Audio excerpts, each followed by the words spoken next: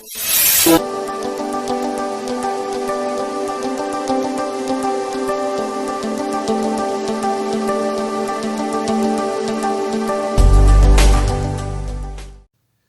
students, hi and everyone. In this lecture, we continue the exercise 4.2, question number 2. In the previous two lecture, we complete the question number 1 of the same exercise, part 1 and part 2. In part 1, question number 1 from problem number from 1 to 7 and in part 2, problem number from 8 to 15. Okay, तो इस lecture के अंदर अपन क्या करने वाले हैं अभी exercise 4.2 ही start करेंगे। सेकंड में का पहला प्रॉब्लम अपन सॉल्व करेंगे अपन। तो इसमें दिया हुआ है I equal to integration 0 to 1 upon root 2 sine inverse x upon 1 minus x square raised to the power 3/2 dx। Okay, तो ये प्रॉब्लम देख के अपने को समझ में आने को ना कि अपने को पुट क्या करना है। जैसे यहाँ पे साइन इनवर्स x है तो साइन इनवर्स के डेरिवेटिव में 1 माइनस एक्स स्क्वायर वाली टर्म आती है, तो इसलिए मैं क्या करूंगा यहाँ पे put sin inverse x equal to t differentiating with respect to x sin inverse x का derivative 1 upon under root 1 minus x square equal to dt upon dx। Okay, dx को इधर लेके आता हूं मैं, so dx equal to under root 1 minus x square dt। Substitution के पहले आपका इंटीग्रेशन काय में था x में, सब्स्टिट्यूट होने के बाद में इंटीग्रेशन काय में बनेगा t में। तो ये जो x स्क्वायर है इसके जगह मुझे t लिखना पड़ेगा, तो यहां से मैं x की वैल्यू निकाल लेता हूं। तो x की वैल्यू कितनी हो जाएगी अपने पास में साइन t हो जाएगी, वो यहां पे पुट कर देता हूं। So dx equal to under root 1 minus sin square t dt so that is equal to ds equal to 1 minus sin square means cos square, फिर square and square root get cancelled, so we get here cos t dt। समझ रहा है ना। फिर अपने को मालूम है कि सब्स्टिट्यूशन करने के बाद में अपने को लिमिट चेंज करना पड़ता है, क्योंकि ये जो लिमिट दिया हुआ है 0 से लेके 1 अपॉन रूट 2, ये लिमिट किसके लिए, वेरिएबल x के लिए। सब्स्टिट्यूशन के बाद में आपका जो इंटीग्रेशन है वो किस में जाएगा, t में जाएगा, यानी अपने को नए लिमिट लेना पड़ेगा और वो लिमिट किसके लिए रहेंगे, t के लिए रहेंगे। तो व्हेन x इक्वल टू 0, और बहुत आसान है वो करना, व्हेन x टेंड्स टू 0, जब ये x 0 के तरफ जाएगा, x किसकी तरफ जाएगा, 0 की तरफ, तो यहाँ पे 0 पुट कर दो, तो साइन इनवर्स 0 हो गया। और साइन इनवर्स 0 मतलब साइन की वैल्यू 0 कब रहती, जब एंगल 0 रहेगा तब।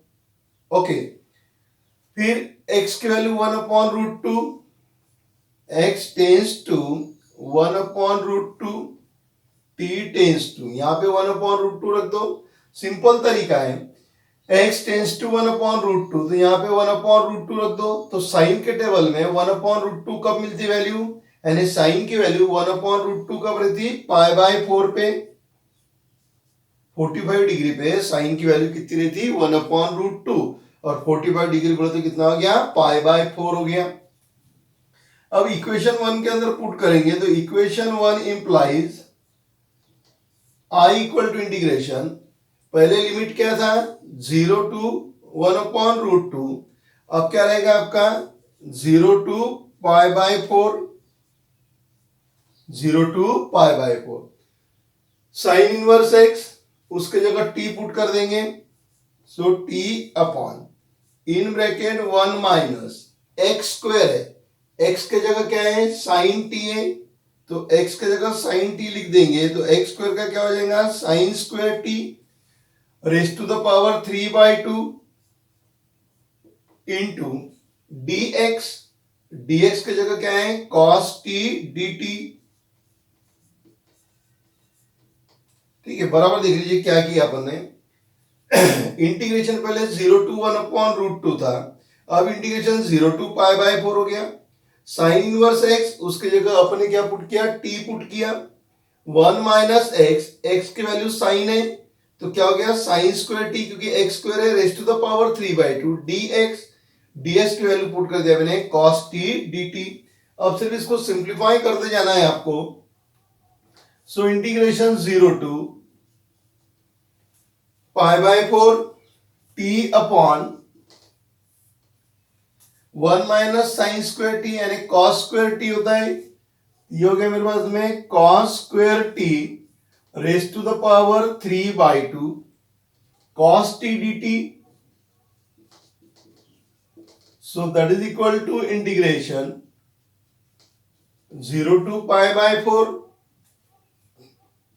t into cos t upon cos t raised to the power 2 3/2 dt। cos square को मैं ऐसा लिख सकता हूं, फिर 2 और 2 क्या हो गया कैंसल हो गया, तो मेरे पास रह गया integration 0 to π/4 t into cos T upon ये 2 कैंसिल हो गया, तो यहां पे क्या रहेगा मेरे पास में cos क्यूब t dt। एक cos कैंसिल हो जाएगा यानी अब मेरे पास में आ गया इंटीग्रेशन 0 टू π/4 t इंटू एक cos कट हो गया तो नीचे रह गया cos स्क्वायर और 1 अपॉन cos कितना होता है सेक, तो 1 अपॉन cos स्क्वायर कितना हो जाएगा सेक स्क्वायर हो जाएगा। अब ये सॉल्व करेंगे अपन इंटीग्रेशन बाय पार्ट से, क्योंकि इसको पढ़ते कैसा t इंटू यानी integration by parts.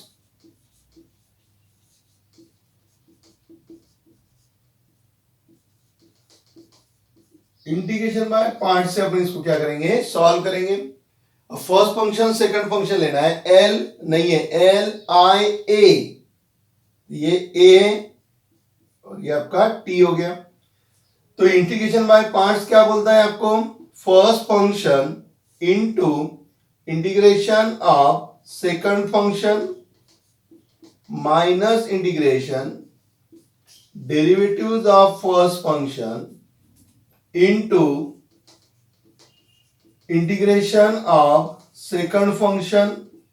Okay, definite है तो डेफिनेट का आपको पता है मैंने कैसे लिखना करके, इसको दे दिया 0 टू π/4 और ये बाहर वाले इंटीग्रेशन को 0 टू π/4। पहले इनडेफिनेट के जैसा लिख लेने का और बाद में लिमिट देने का। So that is equal to t into sec square किसका डेरिवेटिव है tan का, तो सेक स्क्वायर t का इंटीग्रेशन क्या हो जाएगा tan t। रेंज आपके पास में 0 से लेके π/4 तक माइनस इंटीग्रेशन 0 टू π/4, इसका क्या आएगा डेरिवेटिव 1 आ जाएगा। सेक स्क्वायर टी का इंटीग्रेशन क्या है tan t है, तो 1 इंटू tan t कितना होता है tan t और ये हो गया dt। So that is equal to पहले अपर लिमिट पुट करेंगे, सो π/4 इंटू tan π/4, ये अपर लिमिट जहां पे t है वहां पे आपको पुट करना है। Lower limit 0 into tan 0 okay minus, अब यहां पे देखिए integration of tan, integration of tan, तो इंटीग्रेशन ऑफ tan क्या है log ऑफ sec x,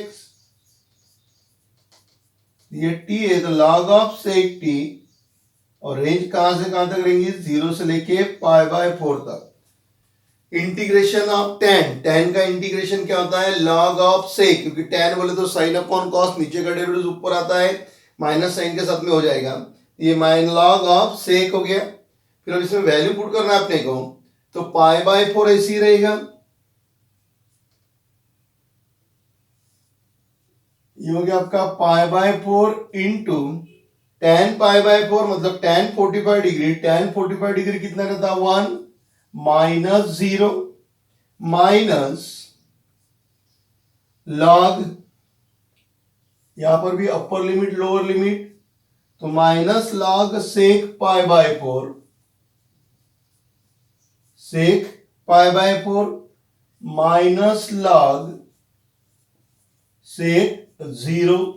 देख लीजिए बराबर समझा, पहले अपर लिमिट बाद में लोअर लिमिट। पहले तो आपको ये पता होना चाहिए कि tan x का इंटीग्रेशन क्या आता है, tan x का इंटीग्रेशन आता है log of sec x, okay, ये टी है करके log ऑफ सेक टी, अब अपर लिमिट और लोअर लिमिट पुट कर दिया, तो यहां से मेरा आंसर आ गया π/4 माइनस इन ब्रैकेट log सेक π/4। सेक π/4 कितना होता है, √2,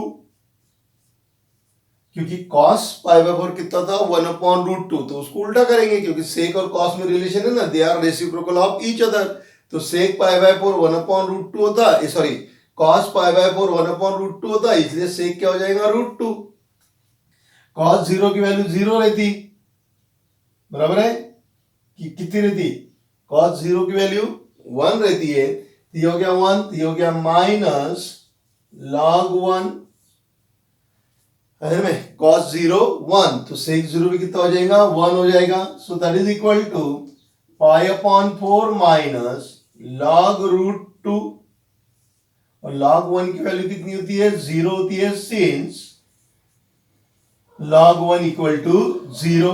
ये हो गया मेरे पास में π/4 minus log √2।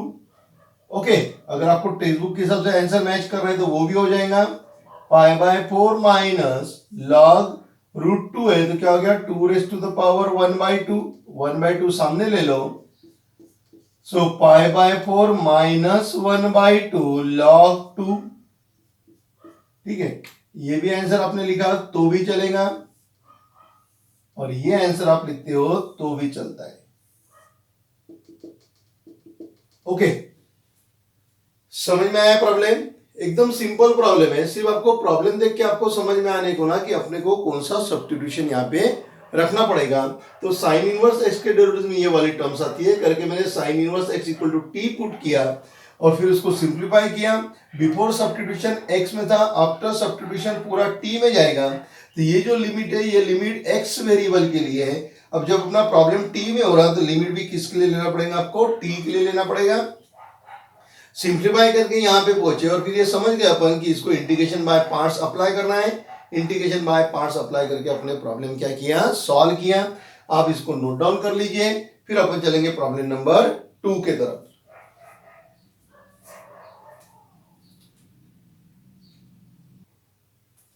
Problem number 2, I equal to integration 0 to π/4 sec square x upon 3 tan square x plus 4 tan x plus 1 dx। Problem देख के ही अपने को समझ में आता कि tan का डेरिवेटिव क्या आता, sec स्क्वायर आता। tan जो है उसका डेरिवेटिव कितना आता, sec, मतलब tan x को क्या पुट करना पड़ेगा, t पुट करना पड़ेगा। So put tan x equal to t, differentiating with respect to x, tan x का derivative sec square x dt upon dx। So therefore sec square x dx equal to dt। Okay, substitution के बाद में क्या करना पड़ता, limit change करना पड़ता। तो यहां पे लिखता हूं मैं x tends to 0, when x tends to 0, x की वैल्यू 0, tan 0 कितना होता है, 0 होता है, so t tends to 0, when x tends to π/4, t tends to, पहले x टेंस टू 0 दिया, 0 पुट किया, tan 0 की वैल्यू कितनी हो गई, 0। अब x टेंस टू π/4, तो x के जगह π/4 रख दो, tan π/4, tan π/4 मतलब tan 45 डिग्री, tan 45 डिग्री की वैल्यू कितनी होती है, 1।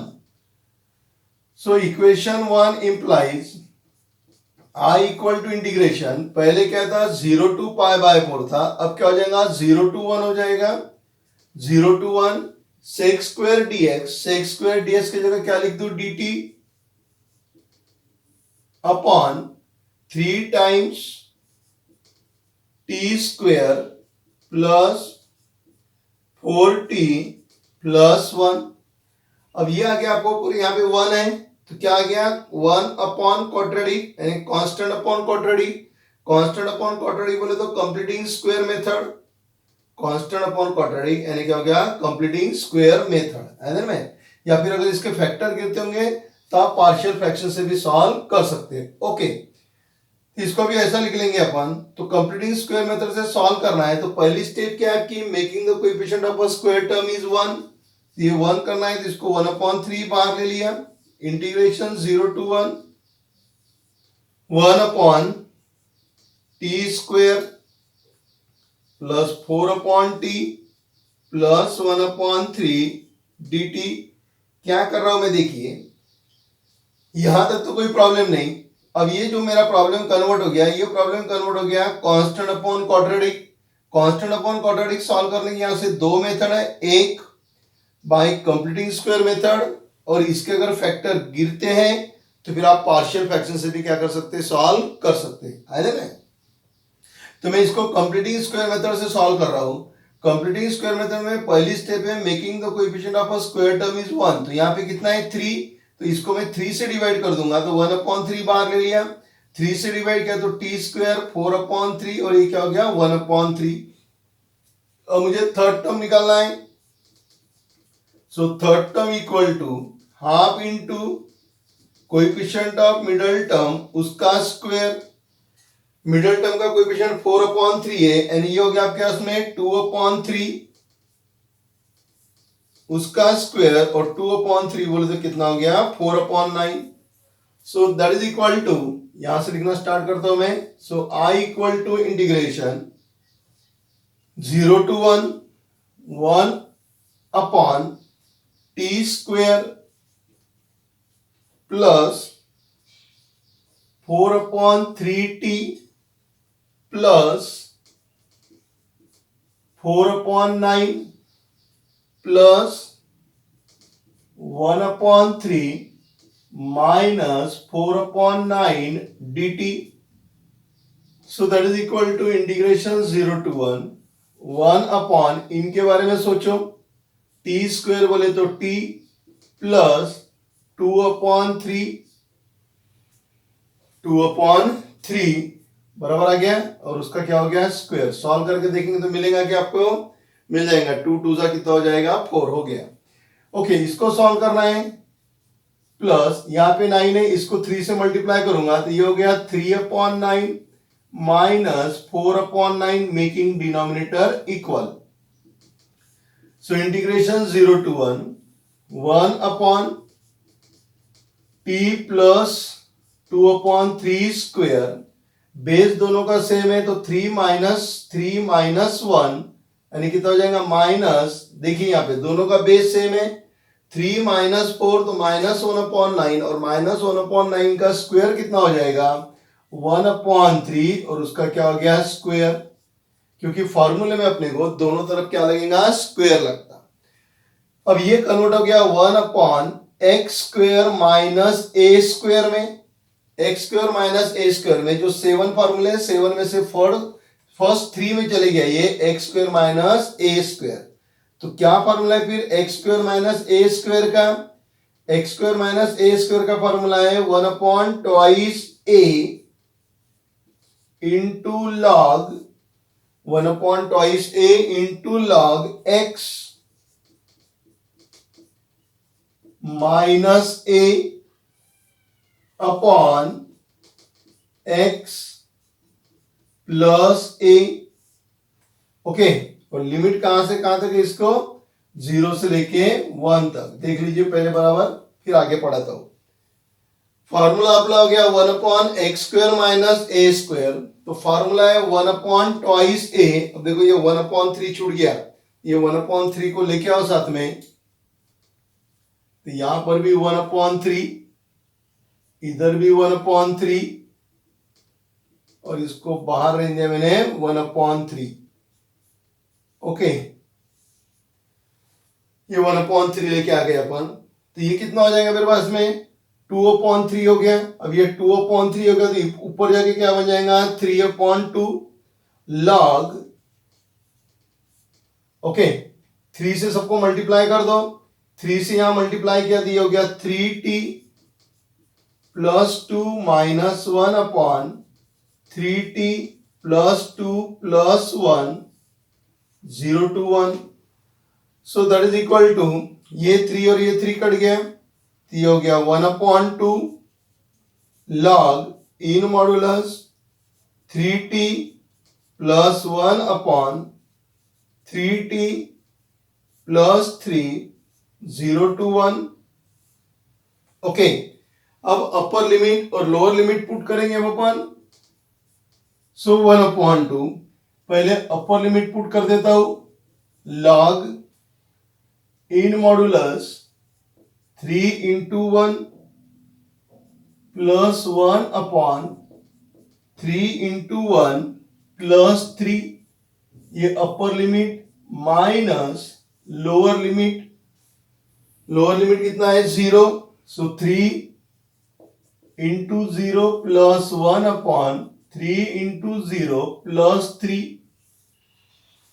1/2 का तो कोई प्रॉब्लम नहीं, पहले अपर लिमिट पुट हो गया माइनस लोअर लिमिट। अब सिर्फ आपको सिंप्लीफाई करते जाना है। सो 1/2 इन ब्रैकेट लॉग क्या हो जाएगा, 3 1 जा 3, 3 प्लस 1 दैट इज 4 अपॉन 3 1 जा 3 plus 3 that is 6 minus log ये 0 हो जाएगा यानी हो गया 1/3। सो दैट इज 1/2 log 2 का डिवाइड कर दिया तो 2/3 minus log 1/3। log a minus log b means log a अपॉन b।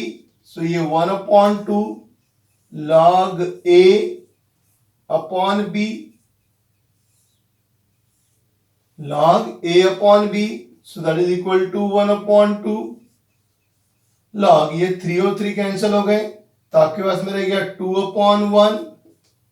सो 2/1 बोले तो कितना हो गया, 2 हो गया। ये आंसर हो गया आपका 1/2 log 2। ओके, कितना आंसर आ गया 1/2 log 2। समझ में आया प्रॉब्लम में? सिंपल प्रॉब्लम है। सबसे पहले आपको सब्स्टिट्यूशन हो गया, फिर आपने लिमिट चेंज कर दिया और इसको आपने कैसे सॉल्व किया, constant upon quadratic, third term find out किया, एक्स स्क्वायर माइनस ए स्क्वायर वाला फॉर्मूला यूज करके क्या किया आपने इसको सिंप्लीफाई किया है में। तो ये आपका फाइनल आंसर हो गया I equal to 1/2 log 2। Okay, note down कर लीजिए, फिर अपन चलेंगे प्रॉब्लम नंबर 3 की तरफ।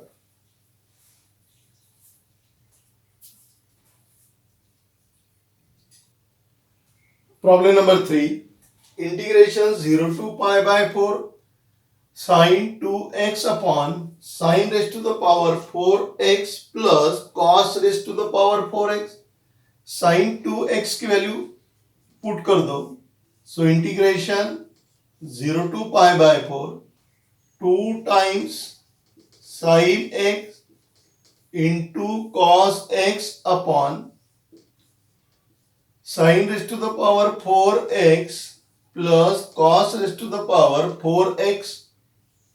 ये प्रॉब्लम को आप मार्क करके रखो, क्यों? क्योंकि इसमें थोड़ा सा एडजस्टमेंट, अभी तक अपने जितने टाइम्स देखे या जिस तरीके से अपने अभी तक इंटीग्रेशन सॉल्व किया उससे थोड़ा सा इसमें लॉजिक अलग लगेगा अगर में। तो ऐसे जो प्रॉब्लम रहते हैं जो अपने रेगुलर मेथड से सॉल्व नहीं होते या जहाँ पे अपने को रेगुलर लॉजिक जो अप्लाई करते उस वो नहीं अप्लाई कर सकते अपन रेगुलर लॉजिक, तो ऐसे जो प्रॉब्लम रहते उस प्रॉब्लम को आप मार्क करके रखिए और ऐसे प्रॉब्लम की प्रैक्टिस आप बार बार कीजिए अगर में।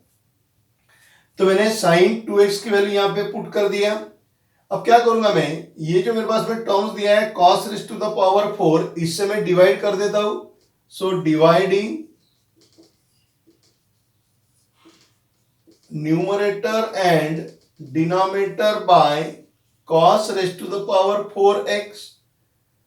सो that is equal to integration 0 to pi by 4 2 sin x into cos x upon cos raised to the power 4x, cos raised to the power 4x, इसको डिवाइड करेंगे। इसको अगर मैं डिवाइड करूंगा तो ये हो जाएगा मेरे पास में sin raised to the power 4x plus cos raised to the power 4x upon cos raised to the power 4x। so integration 0 to pi by 4 2 into sin upon cos that is, देखो एक cos के साथ में cos cut गया, cos नीचे cos raise to the power 4 है, तो एक कट गया तो नीचे क्या रह गया, कॉस क्यूब। उसमें से एक साइन को दे दिया तो साइन अपॉन कॉस क्या हो गया, tan x हो गया। दो बच गए तो 1 अपॉन कॉस स्क्वेयर यानी क्या हो गया, सेक स्क्वेयर x बराबर एडजस्टमेंट समझ लिए। एक कॉस कट गया तो नीचे कितना रह गया, कॉस क्यूब। एक साइन को दे दिया तो साइन अपॉन कॉस कितना हो गया, tan। फिर बचे दो यानी 1 अपॉन कॉस स्क्वेयर, और 1 अपॉन कॉस क्या होता है, सेक, तो 1 अपॉन कॉस स्क्वेयर क्या हो जाएगा, सेक स्क्वेयर। इसके साथ में डिवाइड करेंगे, साइन अपॉन कॉस क्या होता है, tan, एंड ये हो गया मेरे पास में tan raise to the power 4x plus, ये दोनों कट जाएंगे तो कितना आ जाएगा, 1।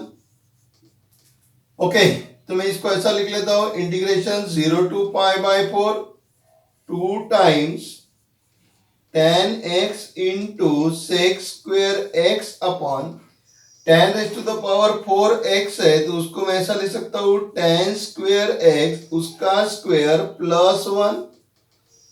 tan raise to the power 4 है ना, तो tan स्क्वेयर का स्क्वेयर, तो tan स्क्वेयर x उसका स्क्वेयर। ओके, इसको नाम दे देता हूं मैं equation 1।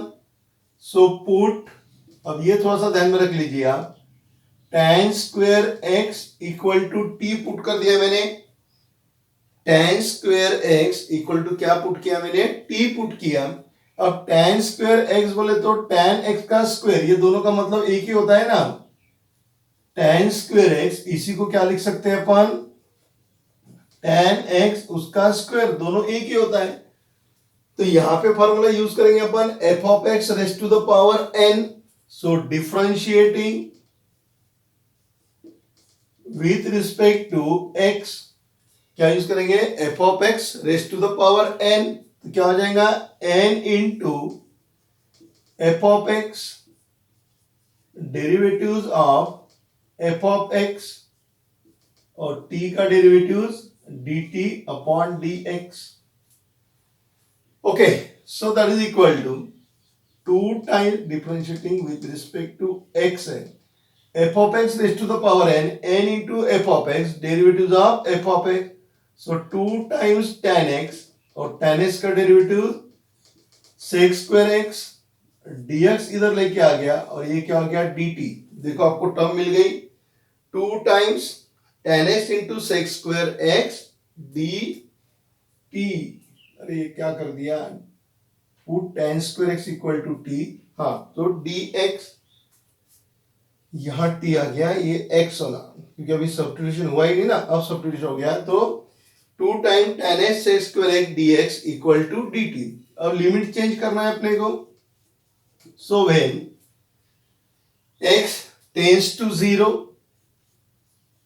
x tends to 0, t tends to, यहां पे 0 पुट कर दो, tan 0 कितना होता है, 0। when x tends to pi by 4, t tends to, x tends to pi by 4, तो tan pi by 4, tan pi by 4 कितना होता है, 1, और 1 का स्क्वायर कितना हो जाएगा, 1 हो जाएगा। पहले लिमिट था 0 टू पाई बाय 4, अब लिमिट हो गया 0 टू 1, तो equation 1 implies I equal to integration 0 to pi by 4, तो उसकी जगह क्या लिखेंगे, इंटीग्रेशन 0 टू 1, इस पूरे टर्म्स की जगह क्या लिखेंगे अपन, dt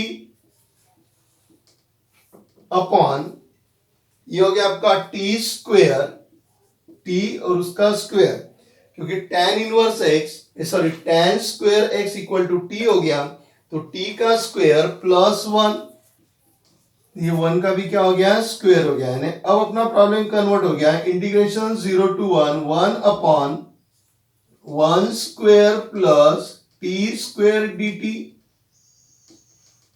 अगर में 1 upon a square plus x square, तो a square plus x square बोले तो क्या हो गया, 1 upon a tan inverse x upon a, limit आपका 0 से लेके 1 तक। फॉर्मूला ध्यान में आ गया आपके, फॉर्मूला अप्लाई किया अपन यहाँ पे, कौन था, integration 1 upon a square plus x square, तो वो है 1 upon a tan inverse x upon a, so that is equal to, अभी आपके पास में रह गया tan इनवर्स टी और लिमिट है आपके पास में 0 से लेके 1 तक। तो पहले अपर लिमिट पुट करो, tan inverse 1 minus tan inverse 0। tan की वैल्यू 1 कब रहती, पाई बाय 4 पे, और वैल्यू 0 कब रहती, 0। यानी आंसर कितना हो गया, पाई बाय 4। ओके, देखिए क्या किया अपन ने।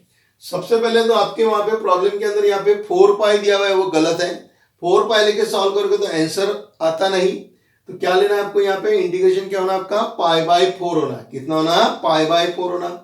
पाई बाय 4 लेके अपन ने सॉल्व किया, और पहले ही मैंने आपको बताया कि अपन अभी तक जो प्रॉब्लम सॉल्व करते हैं वहां पे जो अपने मेथड यूज किया वो वाली मेथड यहाँ पे अप्लाई नहीं करती, क्योंकि ये प्रॉब्लम सॉल्व करने के लिए टोटली अपने को अलग लॉजिक अप्लाई करना पड़ा। तो ऐसे जो प्रॉब्लम है जहां पे अपना ओरिजिनल लॉजिक नहीं लगता है, वो लॉजिक के अलावा कुछ आपको दूसरा सब्स्टिट्यूशन या अरेंजमेंट करना पड़ता है, ऐसे प्रॉब्लम आप हमेशा मार्क करके रखिए, और ऐसे प्रॉब्लम की प्रैक्टिस आप बार बार कीजिए कि इनकेस अगर ये प्रॉब्लम पेपर में आया तो अपने को सॉल्व करते आने को ना। क्यों, क्योंकि अपन बार बार प्रैक्टिस करके जो रेगुलर्स हैं उनकी अपने को बराबर स्टेप बाय स्टेप याद आती है, लेकिन इस तरीके के प्रॉब्लम रहते हैं जहां पे अपना लॉजिक अप्लाई नहीं होता है, तो उस प्रॉब्लम की तरफ आपको ज्यादा ध्यान देने की जरूरत है। तो dividing the numerator and denominator by cos raise to the power 4x, फिर इसको सिंप्लीफाई कर लिया, और ऊपर मेरे पास में 2 tan x into sex square x आया है। इसका मतलब मुझे 2 tan x है तो tan x का स्क्वायर लगेगा, तो tan x का स्क्वायर मुझे यहां से मिलेगा। जब मैंने इसको न्यूमरेटर को देखा तो न्यूमरेटर देखने वाले मेरे ध्यान में आया कि sex square x tan x है, सामने 2 आया हुआ है, इसका ही मतलब ये वाली जो टर्म है ये टर्म अपने को tan स्क्वायर x ही देगा। तो मैंने सोचा कि tan स्क्वायर x मुझे मिलेगा कहां से, तो tan स्क्वायर x मुझे इसने दे दिया कि tan raise to the power 4 है, तो इसने बोला कि भैया मेरे पास में पावर 4 है, मुझे एडजस्ट कर लो। तो इसको मैंने एडजस्ट कर लिया और tan स्क्वायर x की जगह t क्या कर दिया, पुट कर दिया।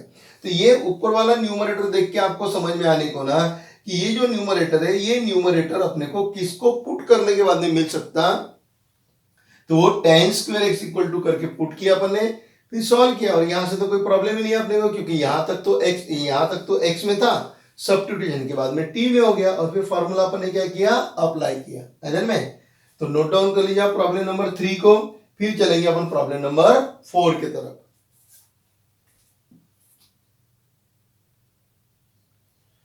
Problem number 4, I equal to integration 0 to 2 pi under root cos x into sine cube x dx। Okay, अब देखो ये प्रॉब्लम देखे बराबर समझ में आता है कि इसका आंसर 0 आएगा। ये जो प्रॉब्लम है ये प्रॉब्लम देखे बराबर मैं आपको बता दिया है कि इसका आंसर कैसे आएगा, 0 आएगा। आप भी अगर आप ऑब्जर्व करोगे, अगर आपको टेक्निक अगर आपको समझ गया कि आंसर 0 कैसे आता है, तो फिर आप समझ जाओगे। ओके, तो पहले मैं आपको सॉल्व करके देता हूं और फिर आपको टेक्निक समझा देता हूं कि मैंने क्या ऑब्जर्व किया और आपको बताया कि इसका आंसर 0 आएगा। यहां पे cos x दिया हुआ है, यहां पे साइन क्यूब है, तो यहां से एक साइन बाहर निकाल लेना, जो भी और रहेगा साइन और cos का अगर प्रॉब्लम आता है तो उसमें से जो साइन क्यूब है, यानी ये तो 1/2 है ना इसका पावर, तो यहां से एक साइन क्या कर देना, बाहर निकाल लेना। ये हो गया integration 0 to 2 pi under root cos x into sine square x into sine x dx। So integration 0 to 2 pi under root cos x, sine square को लिख दिया मैंने 1 minus cos square x into sine x dx। Put कर देते, put cos x equal to t, differentiating with respect to x, cos x का derivative कितना हो गया, minus sine x dt upon dx। बहुत बार बच्चे कंफ्यूज होते हैं कि cos x का डेरिवेटिव sin x है कि माइनस साइन x है। सिंपल बात ध्यान में रखना है कि जो ट्रिग्नोमेट्रिक फंक्शन c से स्टार्ट होते हैं उनके डेरिवेटिव निगेटिव ही आते हैं। तो minus sine x dx equal to dt, so therefore sine x dx equal to minus dt। अब क्या करना है, मुझे लिमिट चेंज करना पड़ेगा ना, क्योंकि ये जो लिमिट है ये लिमिट किसके लिए, x के लिए। अब प्रॉब्लम कहां गया, t में, तो लिमिट भी चेंज करना पड़ेगा मुझे। So when x tends to zero, x किसके तरफ जा रहा है? जीरो के तरफ. When x tends to zero, t tends to, cos की वैल्यू cos जीरो कितना होता है? 1. x tends to zero, cos zero की वैल्यू 1. फिर बाद में x tends to twice pi, so t tends to cos tends to twice, sorry x tends to twice pi, तो cos twice पाई. और cos twice पाई बोले तो क्या होता है? ये यहां पे आपका जीरो है, ये पाई बाई टू हो गया, ये पाई 3 पाई बाई टू, और ये क्या हो गया? Twice pi. तो cos जीरो की वैल्यू कितनी है? 1. तो उसकी ट्वाइस पाई की वैल्यू भी कितनी रहेगी? 1. तो ये हो गया 1. पहले आपका इंटीग्रेशन था 0 टू ट्वाइस पाई, अब क्या हो गया? 1 टू 1 हो गया. अब equation 1 implies I equal to integration, पहले 0 टू ट्वाइस पाई था, अब 1 टू 1 हो गया. तो integration 1 to 1 root cos x की वैल्यू क्या है? t. So under root t 1 minus t square sine dx की वैल्यू क्या है? Minus dt. Okay, so that is equal to 0. तो इसका आंसर क्या हो गया? 0. कैसे आया 0? समझ गया आपको? इसका आंसर क्या लिख दिया मैंने? 0 लिख दिया. क्यों? क्योंकि अपने पास में एक प्रॉपर्टी है. कौन सी प्रॉपर्टी अपने पास में? Integration a to a f of x dx is equal to 0. Property number 1. कौन सी प्रॉपर्टी? प्रॉपर्टी नंबर 1 में था कि अपर लिमिट और लोअर लिमिट अगर सेम है, अपर लिमिट और लोअर लिमिट अगर दोनों सेम है, तो उसका आंसर कितना आएगा? 0. अपर लिमिट और दोनों लिमिट कैसे हैं? सेम है. करके इसको सॉल्व करने की जरूरत नहीं है. अगर आपकी इच्छा है इसको सॉल्व करने को, तो आप अलजेब्रिक तरीके से सॉल्व कर सकते हैं. रूट टी मतलब t raise to the power 1/2 से इसको मल्टीप्लाई करो, इसको मल्टीप्लाई करो, सॉल्व करो, तो आंसर कितना आएगा? 0. Okay, with the help of this property we can write the answer of this integration is 0. Okay, चलिए अब ये यहां तक समझ गया. अब ये स्टार्टिंग में ही मैंने आपको इसको बता दिया था कि इसका आंसर 0 आएगा. क्यों? क्योंकि मैंने वो अभी प्रॉब्लम सॉल्व किया, तब आपको बोर्ड के ऊपर समझा के भी दिया हुआ है कि आंसर 0 कैसे आया. समझा देता हूं, बहुत से बच्चों के ध्यान में आया होगा, किसी बच्चों के ध्यान में नहीं आया, तो कंफ्यूज होने की जरूरत नहीं है. यहाँ पे देखो 0 टू 2 पाई दिया है. 0 टू 2 पाई बोले तो जो एंगल 0 है वही एंगल 2 पाई, क्योंकि 0 एंगल और 2 पाई एंगल दोनों एक ही जगह आ रहे हैं. दोनों एंगल क्या आ रहे हैं? एक ही जगह आ रहे हैं. इसका मतलब इसकी जो वैल्यू रहेगी वही वैल्यू इसकी रहेगी. मतलब लोअर लिमिट और अपर लिमिट दोनों कैसे रहेंगे? सेम रहेंगे, क्योंकि दोनों एंगल सेम है ना. जहां पर एंगल आपका 0 हो रहा है, किसी ने मुझे बोला ड्रॉ द एंगल ऑफ 0, तो मैं यहीं ड्रॉ करूंगा. ट्वाइस पाई बोले तो वहीं ड्रॉ करूंगा. दोनों एक दूसरे के ऊपर ही आ रहे कि नहीं आ रहे? अरे में तो इसीलिए जो एंगल 0 है वही एंगल ट्वाइस पाई है. मतलब जो एंगल 0 की रहेगी वही एंगल किसकी वैल्यू किसकी रहेगी? ट्वाइस पाई की रहेगी. ये दोनों एंगल एक ही जगह आ रहे हैं, करके इसका आंसर क्या आएगा? 0. तो ये स्टार्टिंग में ही मैंने आपको बता दिया था. फिर अपने इसको क्या किया? प्रूव किया, और इस प्रॉपर्टी का यूज करके अपने लिख दिया the value of this integration is 0. है ना? तो दो चीज आपको सीखने को मिली यहाँ पे. एक, फर्स्ट टाइम इस प्रॉपर्टी का आपने यूज किया. सेकंड, दोनों एंगल कैसे हैं? सेम है. दोनों एंगल सेम है करके अपर लिमिट और लोअर लिमिट दोनों सेम रहेगी, तो ये आंसर कितना हो जाएगा? 0. इसको नोट डाउन कर लीजिए. फिर अपन चलेंगे प्रॉब्लम नंबर 5 की तरफ.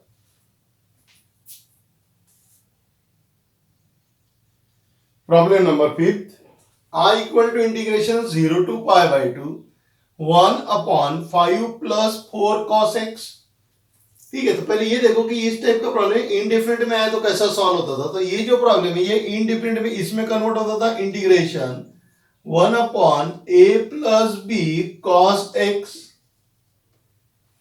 बराबर है. इनडिफरेंट में अपने ये टाइप देखा था. ऐसे तीन प्रॉब्लम, तीन टाइप है अपने पास में. एक 1 upon a plus b cos x, दूसरा 1 upon a plus b cos 2x, और तीसरा 1 upon a plus b cos square x. ऐसे अपने पास में तीन टाइप के प्रॉब्लम थे. तो ये वाला जो प्रॉब्लम है, ये वाला प्रॉब्लम इसमें कन्वर्ट हो गया. फिर इसके लिए क्या पुट करते अपने को मालूम है? क्या करते थे अपन इसके लिए? Put tan x by 2 equal to t. Differentiate करते हैं, dx की वैल्यू मिलती थी कितनी, twice dt upon 1 plus t square. Sine x की वैल्यू लेते थे, साइन x की वैल्यू कितनी थी, twice t upon 1 plus x square, और कॉस x की value 1 minus t square upon 1 plus t square. आया ध्यान में। ये वाला जो प्रॉब्लम है, ये प्रॉब्लम डेफिनेट इंटीग्रेशन का है। डेफिनेट इंटीग्रेशन का प्रॉब्लम सॉल्व करने के लिए मैंने आपको पहले ही बोला कि अपने को इनडेफिनिट की हेल्प लगेगी।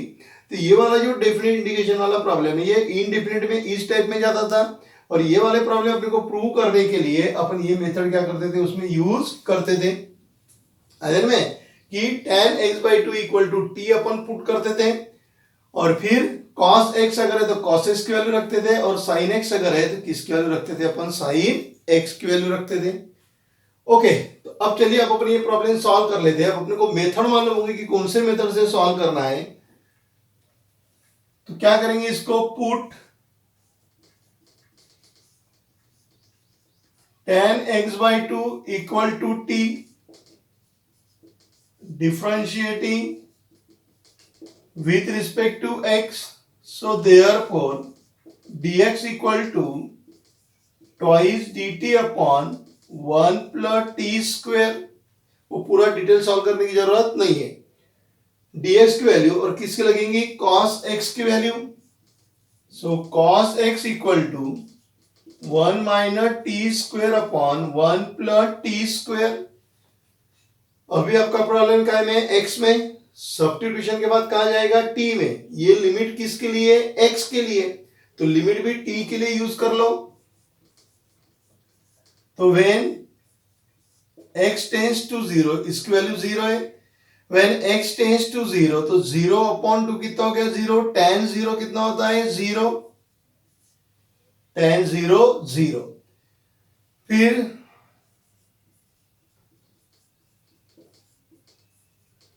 x tends to π/2, t tends to, अब यहाँ पे π/2 पुट करेंगे अपन।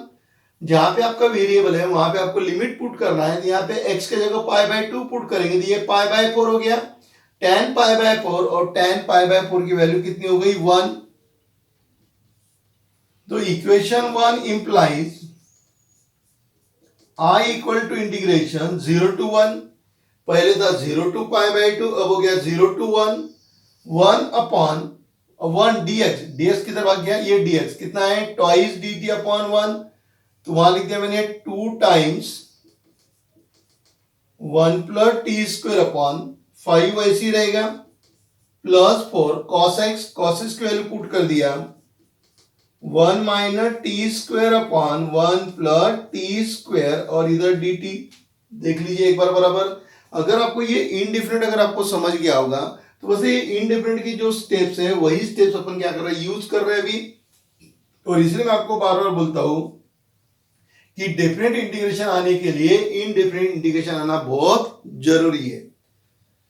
ओके, 1 प्लस टी स्क्वायर से इधर मल्टीप्लाई कर दूंगा, ये integration 0 to 1, 1 plus t square से इसको मल्टीप्लाई किया, देखिए ये 1 प्लस टी स्क्वायर कट हो जाएगा आगे चल के, तो मुझे 2 in bracket 2 upon 5 plus 1 plus t square plus 4 1 minus t square dt, so that is equal to integration 0 to 1 2 upon, क्योंकि 1 प्लस टी स्क्वायर सभी जगह का कैंसिल हो जाएगा, तो 5 से मल्टीप्लाई करो, 5 into 1 5 plus 5 T square plus 4 minus 4 T square, 2 बाहर कर दिया, integration 0 to 1 1 upon 5 T square minus 4 T square mean T square, 5 plus 4 that is 9, 9 बोले तो क्या हो गया, 3 का स्क्वायर, 9 बोले तो 3 का स्क्वायर। अब फॉर्मूला यूज हो गया 1 upon x square plus A square, 1 upon x square plus A square, so 1 upon A tan inverse x upon a limit 0 to 1, ये हो गया 2/3, पहले upper limit minus lower limit, so that is 2/3, इसका तो कोई problem ही नहीं है। सो ये हो गया tan इनवर्स 1/3 और ये कितना हो गया 0।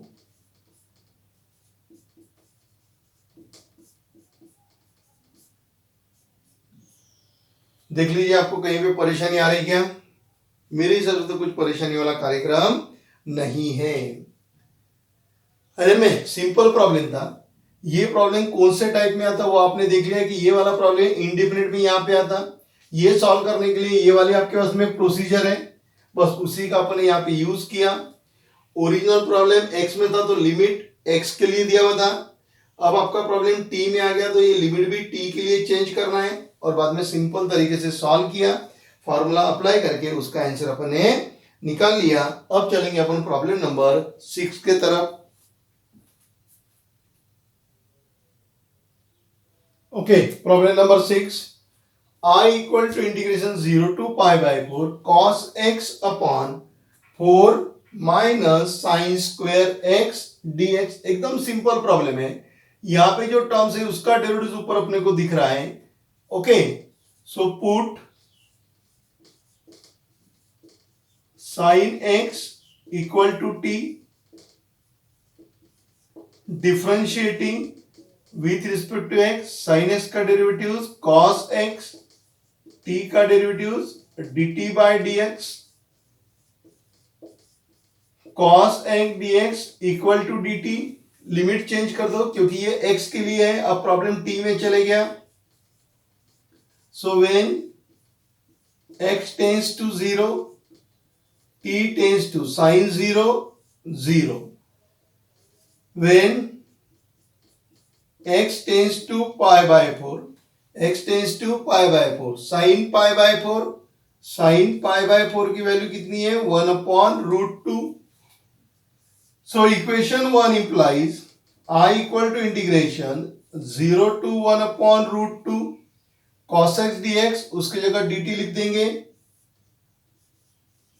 ओके, 4 बोले तो 2 का स्क्वायर माइनस साइन बोले तो t का स्क्वायर, साइन स्क्वायर है ना तो टी स्क्वायर, 4 बोले तो क्योंकि फॉर्मूले में दोनों तरफ क्या होना अपने को स्क्वायर होना। अब यहाँ पे फॉर्मूला अप्लाई होगा 1/a square minus x square वाला। कौन सा formula? 1/a square minus x square. Formula है 1/2a इंटू लॉग। कौन सा formula? 1/2a into log a plus x upon a minus x. और लिमिट कहां से कहां तक है? फॉर्मूला लर्न होना चाहिए, a square minus x square 1/2a log a plus x upon a minus x. ये हो गया 1/4। ओके, पहले अपर लिमिट, सो 2 प्लस 1/√2 माइनस लोअर लिमिट, ये हो गया आपका अपर लिमिट। ये पुट कर दिया मैंने, यहां पे पुट किया अपर limit minus lower limit. Lower limit कितना है 0। ठीक है, ये ओरिजिनल आपका क्लोज हो गया। अपर limit minus lower limit, so that is 1/4 log 2√2 plus 1/2√2 minus 1 minus log 2 plus 0 2/2, that is 1. So that is 1/4 log 2√2 plus 1/2√2 minus 1। log 1 की वैल्यू कितनी होती है? 0 होती है। सो देयरफॉर फाइनल आंसर क्या रहेगा फिर? I equal to 1/4 log in bracket 2 times root 2 plus 1 upon 2 times root 2 minus 1। Okay, एकदम सिंपल प्रॉब्लम था। ये आपका पहले x में था, फिर t में हो गया, तो x का लिमिट t में चले गया। फॉर्मूला अप्लाई करके अपने प्रॉब्लम क्या किया, सॉल्व किया। अब चलेंगे अपन प्रॉब्लम नंबर 7 की तरफ। आप उसके पहले इसका स्क्रीनशॉट ले लीजिए और इसको नोट डाउन कर लीजिए, फिर चलेंगे अपन प्रॉब्लम नंबर 7 की तरफ। Problem number 7, I equal to integration 0 to pi by 2 cos x upon 1 plus sine x in second bracket 2 plus sine x। Problem देख के ही आपको समझ में आ गया कि डिनोमिनेटर में प्रोडक्ट दिया हुआ है और डिनोमिनेटर में प्रोडक्ट दिया हुआ है, इसका मतलब पार्शियल फ्रैक्शन पे जाएगा। कहां पे जाएगा, पार्शियल फ्रैक्शन पे। साइन का डेरिवेटिव ऊपर क्या है, cos है, तो चलिए पुट कर देते पहले अपने यहां पे। Put sine x equal to t, differentiating with respect to x, sine x का डेरिवेटिव cos x और उसका derivative dt by dx, cos x dx equal to dt। Limit change करना पड़ेगा अपने को। So when x tends to 0, t tends to sin 0 0। When x tends to pi by 2, t tends to sin pi by 2 1। देखो कितना आसान है problem. तो I equal to integration 0 to 1, पहले 0 टू पाई बाई 2 था, अब 0 टू 1 हो गया। cos x dx, उसके जगह dt, तो मैं यहाँ पे 1 लिख देता हूँ, dt साइड में लिख देता हूँ। 1 प्लस साइन x बोले तो क्या है, t, तो 1 प्लस t और उधर के ब्रैकेट में 2 plus t. Product denominator can be expressed as the product of linear factor, means we use the partial fraction. So 1 upon 1 plus t, 2 plus t, a upon 1 plus t plus b upon 2 plus t, given equation number 2। So 1 upon, अब जिनको indefinite integration मालूम है वो तो फटाफट solve कर लेंगे, और जिनको इनडेफिनिट इंटीग्रेशन के बारे में कुछ भी पता नहीं है उनको थोड़ा परेशानी का सामना करना पड़ेगा कि ये लिख क्या रहे हैं सर और अपन क्या समझ रहे उसमें से। ये दोनों कट हो गए, कट हो गया तो मेरे पास में क्या रह गया फिर, 1 equal to a in bracket 2 plus t plus b in bracket 1 plus t. Okay, अब मुझे a और b की वैल्यू फाइंड आउट करना है, तो इसको पहले इक्वल टू 0 पुट करूंगा। So put 1 plus t equal to 0 means t equal to -1, equal to 0 कर दिया तो t equal to -1 in equation 3। So equation 3, 1 equal to a, 2 t की वैल्यू -1, यहां पे मैं -1 पुट करूंगा तो ये 0 हो जाएगा। So that is equal to 2 minus 1 is 1, so that is equal to a। So a की वैल्यू कितनी हो गई, 1 हो गई। अब b की वैल्यू निकालना है, so put t equal to this bracket equal to 0 means t equal to -2। ये सब काम अपन इनडेफिनिट इंटीग्रेशन में काफी अच्छी तरीके से कर चुके हैं। इन 3, तो equation 3 implies 1 equal to -2 put करेंगे तो ये 0 हो जाएगा। So b in bracket 1 -2, so that is equal to -b। So b equal to -1। Okay, equation 2 implies a और b की वैल्यू 2 में रख दो। So 1 upon 1 plus t, 2 plus t, a की value 1, so 1 upon 1 plus t, b की value -1, -1 upon 2 plus T. इसको i में convert करना है, So integration 0 to 1 upon 1 plus t 2 plus t dt, integration 0 to 1 upon 1 plus t dt, minus बाहर ले लिया, integration 0 to 1 upon 2 plus t dt, ये हो गया अपना I इक्वल टू, नीचे का डेरिवेटिव ऊपर आता है तो वो हो जाएगा फिर log in bracket 1 plus T, छोटा वाला ब्रैकेट दो, 1 plus T limit 0 to 1 minus नीचे का डेरिवेटिव ऊपर है, सो log 2 plus T 0 to 1, so that is upper limit 1 plus 1 2 minus lower limit 1 plus 0, so 1 log upper limit, बोलिए log upper limit 2 plus upper limit 1 है ना, तो 2 plus 1 कितना हो गया 3 माइनस log 0 रख दिया 2 plus 0, so that is equal to 2, so that is I equal to log 2 minus 0, क्योंकि log 1 की वैल्यू क्या होती है 0, माइनस log a अपॉन b, so that is log a अपॉन b means log 3 अपॉन 2, इधर लिख देंगे since log 1 equal to 0, so that is equal to log 2 minus log 3 upon 2, log a minus log b, so that is log a minus log b, क्या हो जाएगा log a minus log b, अभी मैंने आपको बताया log a minus log b का, तो log a minus log b means log a upon b,